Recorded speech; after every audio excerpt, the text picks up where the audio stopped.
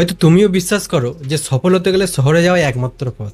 কিন্তু একটা প্রশ্ন করি, যদি সত্যি শহর মানুষকে কোটিপতি বানাতো, তাহলে শহরের প্রত্যেক মানুষ আজ ধনী কেন নয়?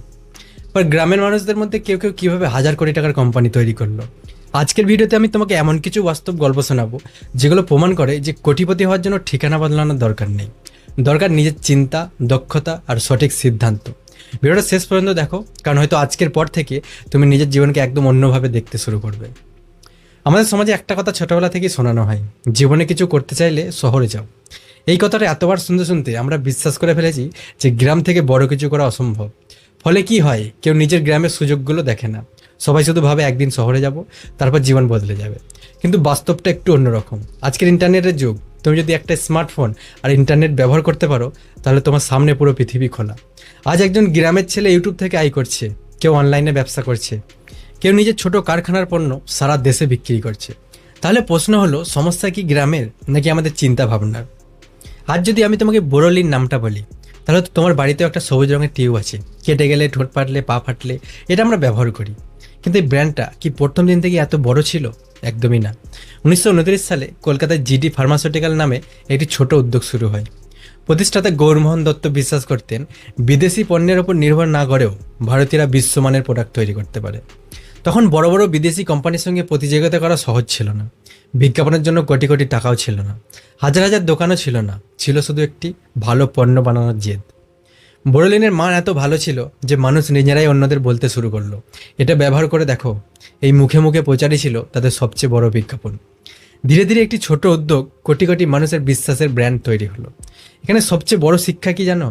তারা শহরের জন্য সফল হয়নি, তারা মানুষের সমস্যার সমাধান করে সফল হয়েছে। এবার আরেকটা গল্প। 1974 সাল, দুই বন্ধু আর.এস. আগ্রওয়াল এবং আর.এস. গোয়েঙ্কার। তাদের কাছে হাজার কোটি টাকা ছিল না, বড় অফিসও ছিল না। তারা কলকাতায় মাত্র 20,000 টাকা মূলধন দিয়ে একটি ছোট কসমেটিক ব্যবসা শুরু করেছিল। অনেকেই তখন বলেছিল, এত বড় বড় কোম্পানির মধ্যে তোমরা টিকতে পারবে না। কিন্তু তারা অন্যদের কথা শোনেনি।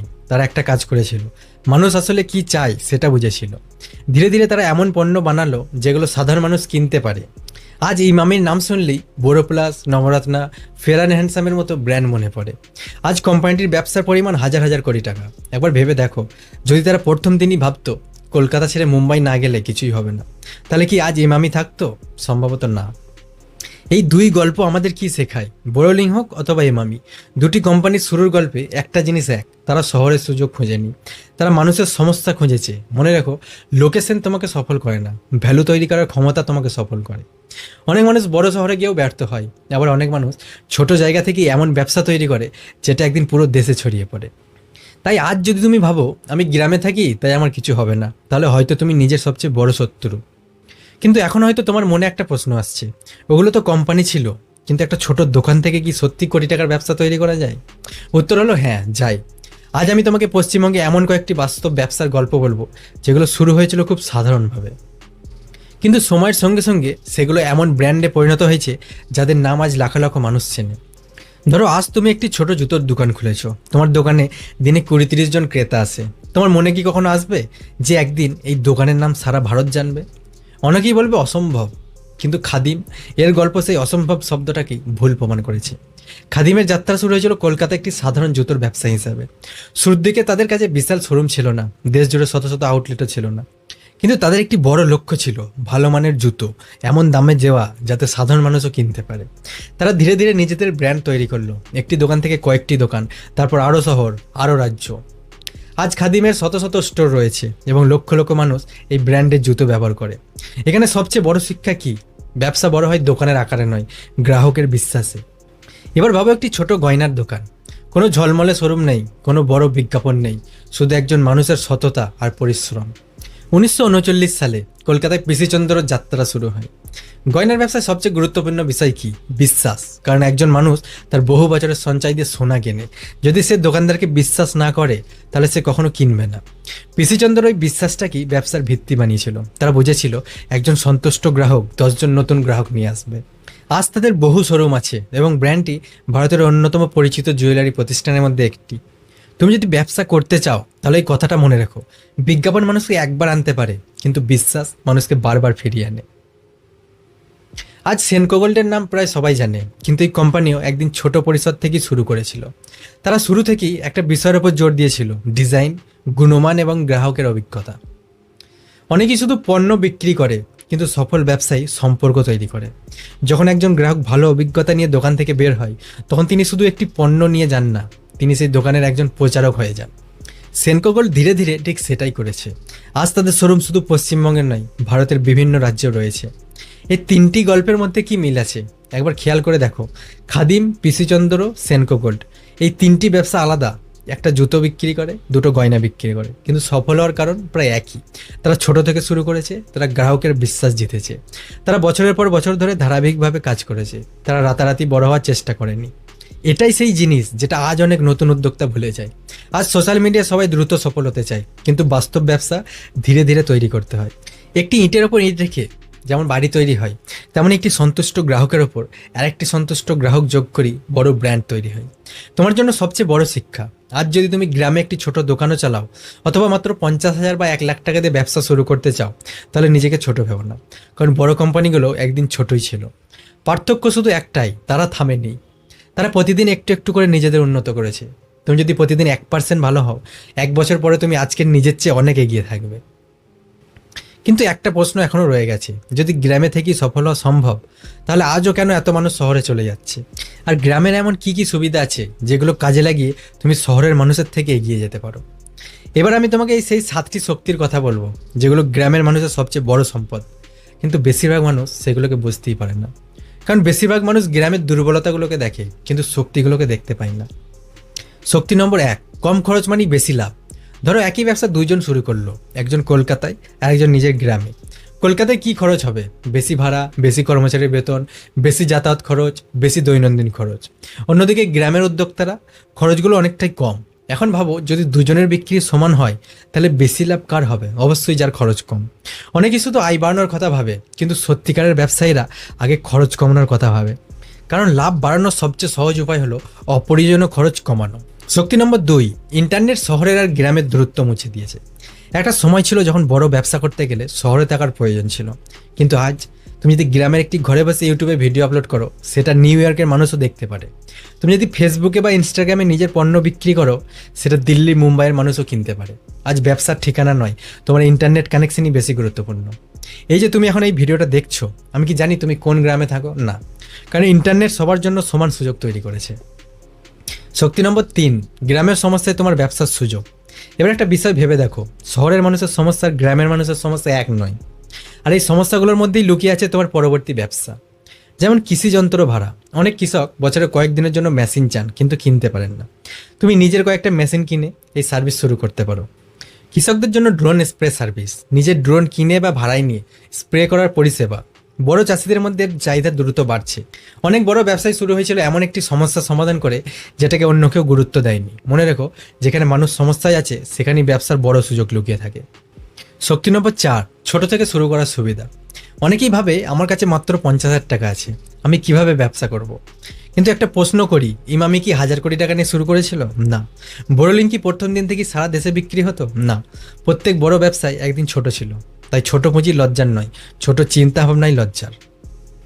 শক্তি নম্বর 5, গ্রাহকের সঙ্গে সম্পর্ক তৈরি করা সহজ। গ্রামে ব্যবসা করা একটা বড় সুবিধা হলো, এখানে মানুষ মানুষকে চেনে।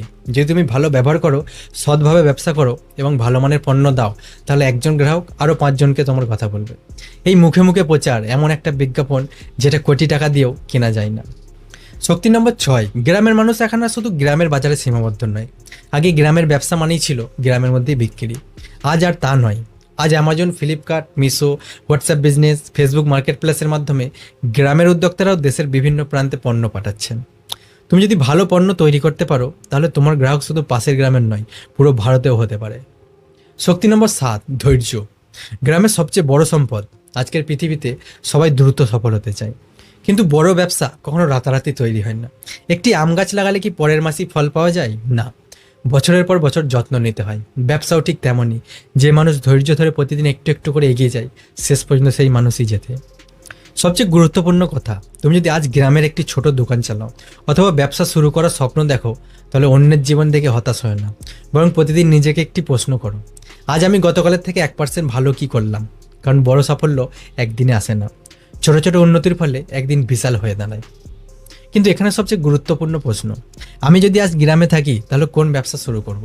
অনেকে এই জায়গায় একটা বড় ভুল করে, তারা এমন ব্যবসা শুরু করে যেটা সবাই করছে, ফলাফল প্রচুর প্রতিযোগিতা, কম লাভ, আর কয়েক মাস পর ব্যবসা বন্ধ। তাই আজ আমি তোমাকে এমন কয়েকটি ব্যবসার কথা বলবো যেগুলো শুধু আজ নয়, আগামী 10 থেকে 15 বছরও ভালো চলবে। মনে রেখো, কোনো ব্যবসায় সাফল্যের গ্যারান্টি নেই, কিন্তু সঠিক পরিকল্পনা, গুণমান এবং ধারাবাহিক পরিশ্রম থাকলে এগুলো বড় ব্র্যান্ডে পরিণত হওয়ার সুযোগ। 1 নম্বর হলো কৃষি পণ্যকে ব্র্যান্ড বানাও।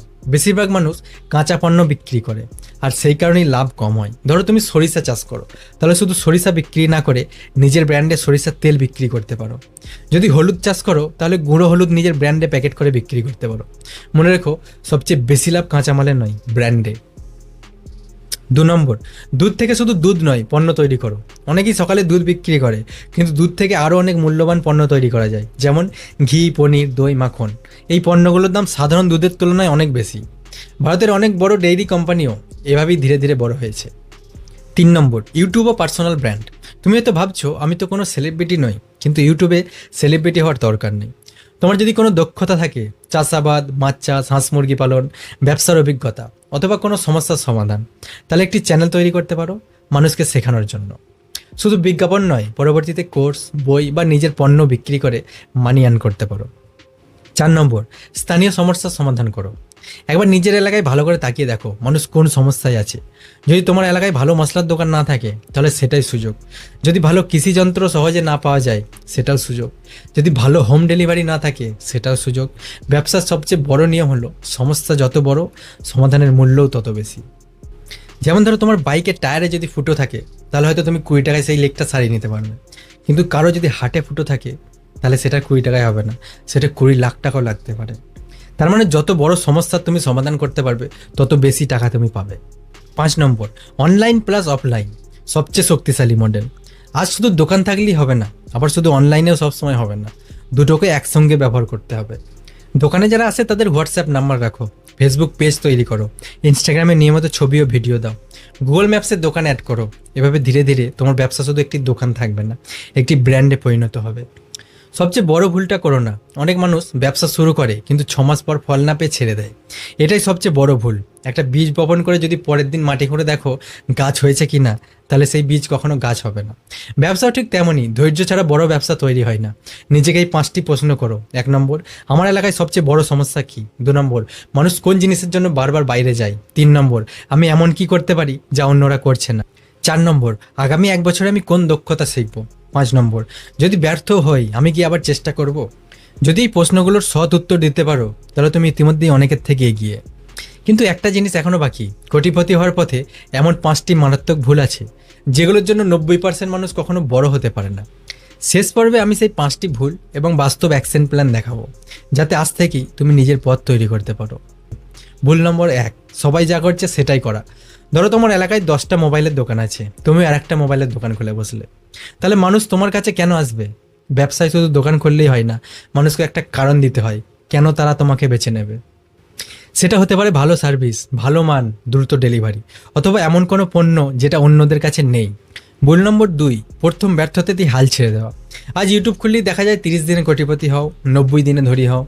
বাস্তব জীবন এত সহজ নয়। প্রায় প্রতিটি বড় কোম্পানির পেছনে বছরের পর বছর পরিশ্রম আছে। তাই মনে রাখো, ধীরে এগোনো মানে পিছিয়ে পড়া নয়।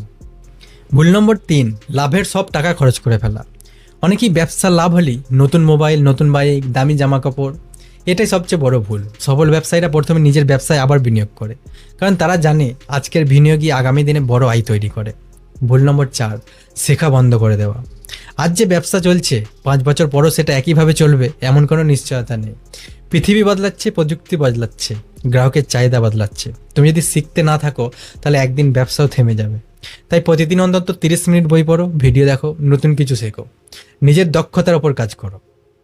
ভুল নম্বর 5, নিজের ওপর বিশ্বাস না রাখা। এটা সবচেয়ে বিপজ্জনক ভুল। অনেক মানুষ ব্যবসা শুরু করার আগেই হেরে যায়, কারণ তারা নিজেরাই বিশ্বাস করে না যে তারা পারবে। তারা ভাবে আমি গ্রামের ছেলে, আমার টাকা কম, আমার পরিচয় নেই।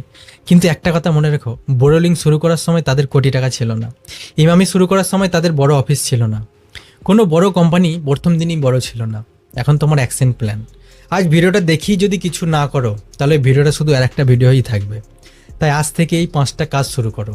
একটা খাতা নাও, লেখো 1 নম্বর, আমি আগামী 5 বছর কি হতে চাই। 2 নম্বর, তোমার এলাকার 10টা সমস্যা লিখে ফেলো, কারণ সমস্যার মধ্যেই ব্যবসার সুযোগ লুকিয়ে থাকে। 3 নম্বর, একটা দক্ষতা শেখা শুরু করো, sales, marketing, video editing, digital marketing, communication. যে দক্ষতা তোমার ব্যবসাকে বড় করবে সেটাই শেখো। 4 নম্বর, যত ছোটই হোক আজই শুরু করো। সঠিক সময়ের অপেক্ষা করতে করতে অনেক মানুষ সারা জীবন অপেক্ষাই করে যায়। 5 নম্বর, প্রতিদিন নিজেকে আগের দিন থেকে 1% ভালো করার চেষ্টা করো। 1 বছর এই ছোট ছোট পরিবর্তনই বিশাল পার্থক্য তৈরি করবে। শেষ কথা, এই ভিডিও থেকে যদি তুমি একটা লাইন মনে রাখতে চাও তাহলে এই লাইনটা মনে রেখো, কোটিপতি হওয়ার জন্য শহর বদলানোর দরকার নেই, দরকার নিজের চিন্তা ভাবনা বদলানোর।